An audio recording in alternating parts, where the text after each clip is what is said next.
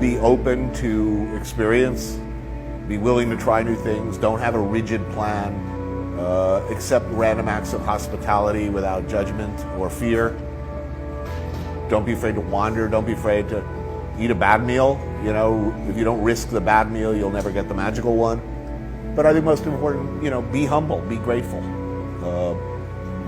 Be aware of the fact that you are probably the stupidest person in the room, as far as you are the least prepared, least equipped person to know who's really in charge and what's really going on. People tend to be proud of their food.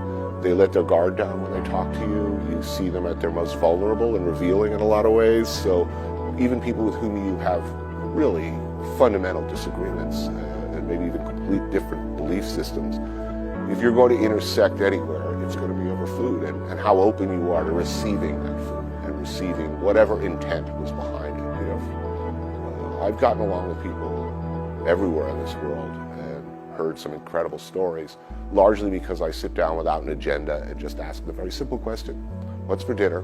What makes you happy? At my age, to learn an entirely new skill is deeply satisfying.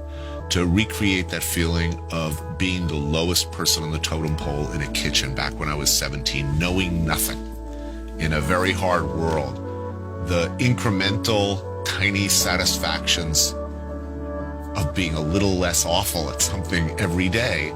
Go and work in a restaurant, even for free if necessary. Work in a busy restaurant and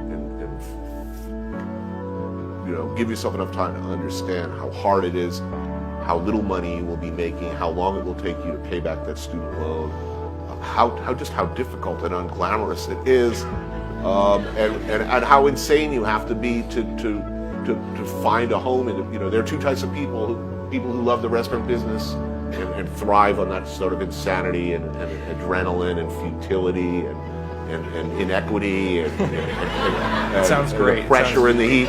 And then there are normal people, and you need to find out before you go to school. So I'm all for pursuing your dream.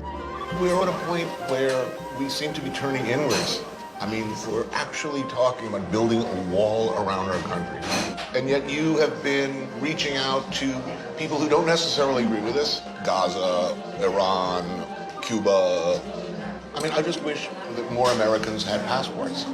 The extent to which you can see how other people live seems useful at worst and incredibly pleasurable and interesting at best.